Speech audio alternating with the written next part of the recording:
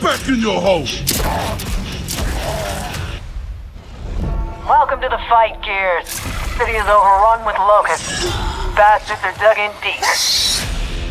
It's game time. Locked and loaded.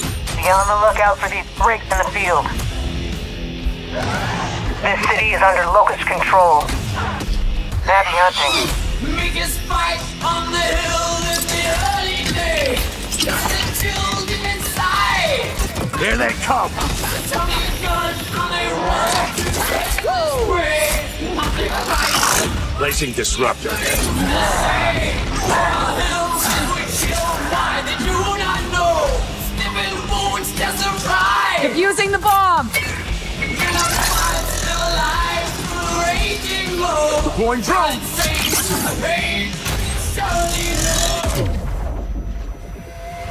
Let's take this city back. Oh yeah! Equal six. Too soon. Don't let up.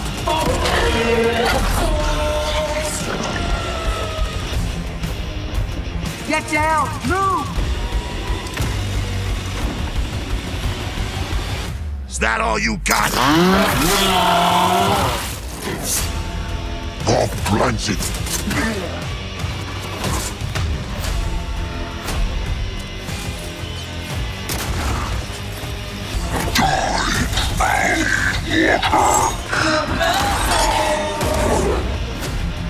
Time marches on.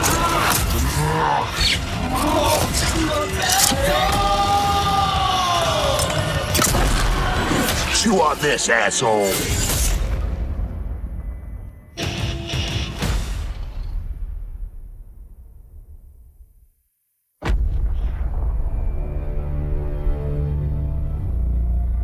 The squad is at the heart of every Gears of War experience.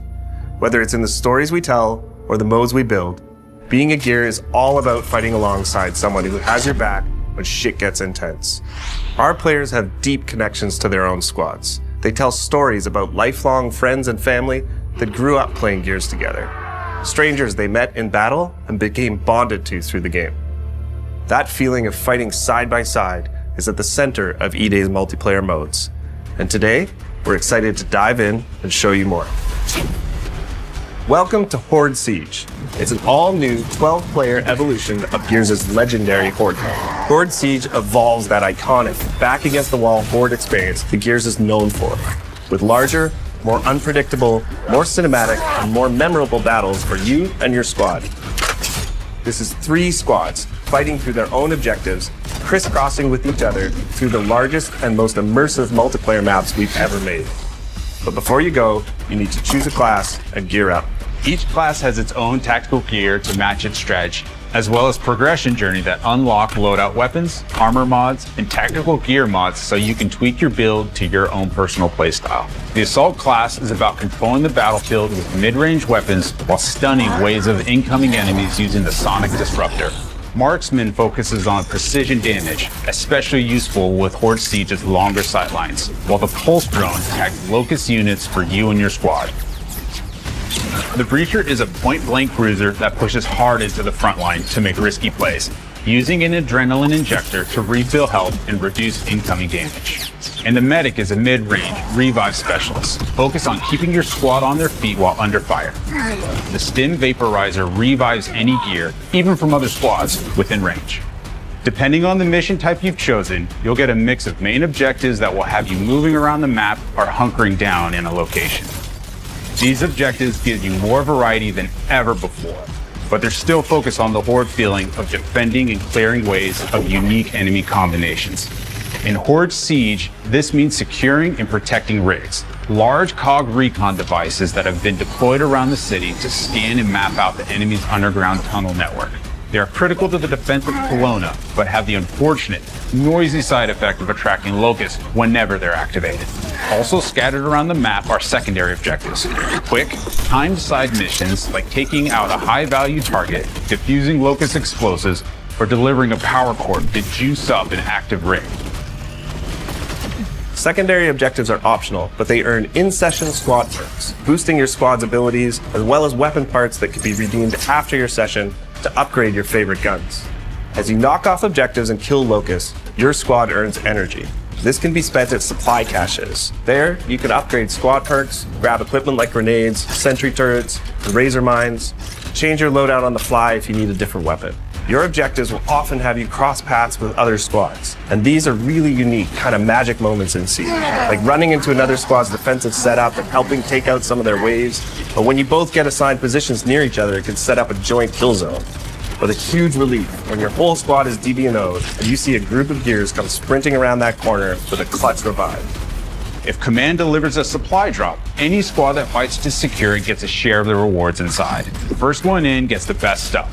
So it's often a quick decision if you can spare the time and effort while managing your objectives. But the most intense multi-squad action hits when our bigger boss appears on the map and things get even tougher. Invasions can happen at any time during a mission. They add new chaos and challenges to the session, buffing locust enemies or restricting certain actions until they're defeated. And it can take more than one squad to bring these huge monsters down.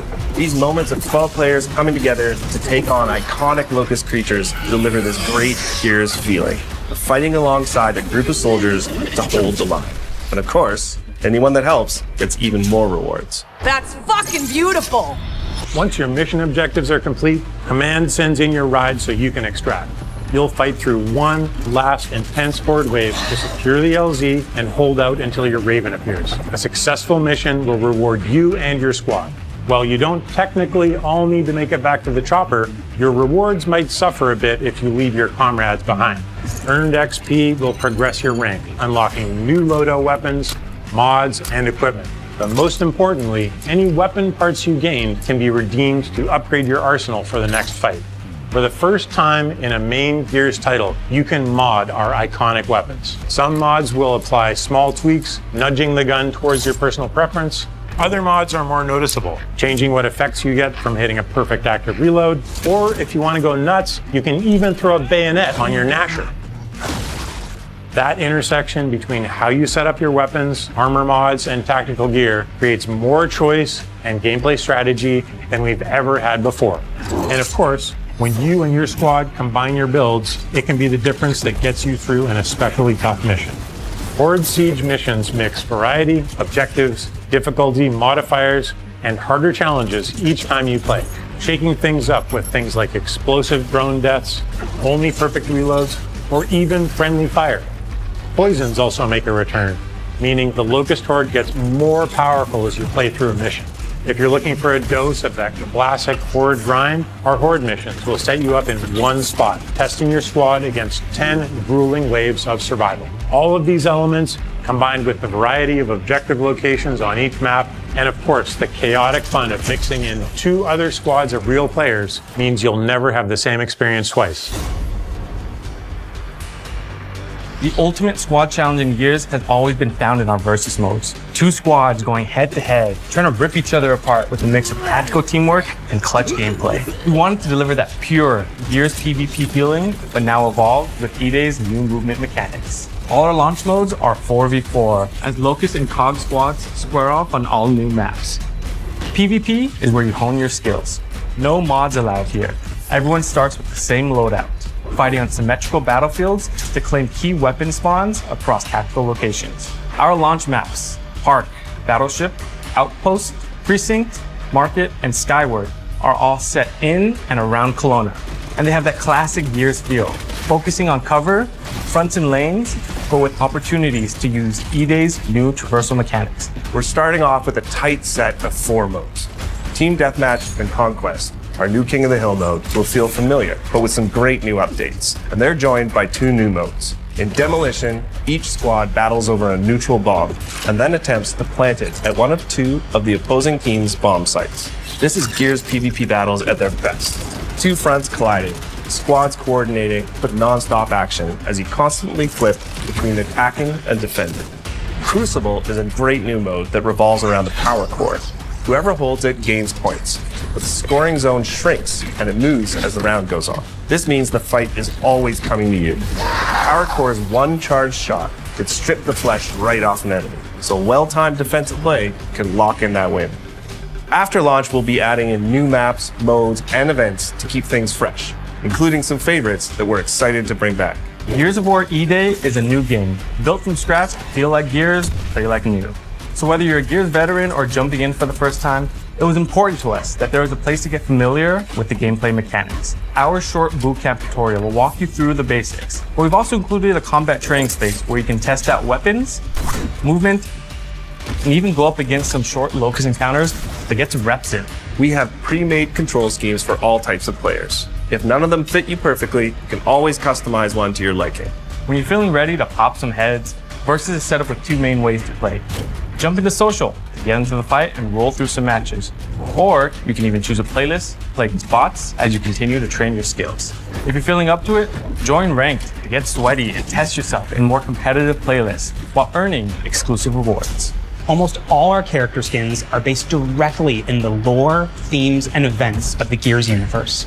Our legendary skins are a bit more over the top, celebrating gritty and imaginative designs inspired by the vibes of our brand. When it comes to collecting and growing your own collection of customization items in E-Day, we've taken a more old-school inspired approach. That means nearly every single piece of customization in E-Day can be earned by just playing the game. You'll unlock new items through completing seasonal and event challenges, unlocking achievements, and by earning medals from our classic medal system.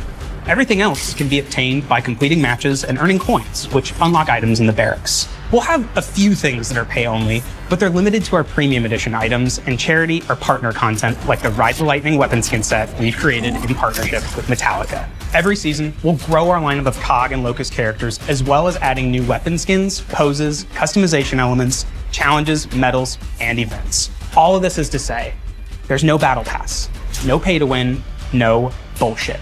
Play what you want, chase the unlocks you think are the coolest, and we'll have themed seasonal updates that bring in loads of new kick-ass content. Horde Siege and Gears Versus.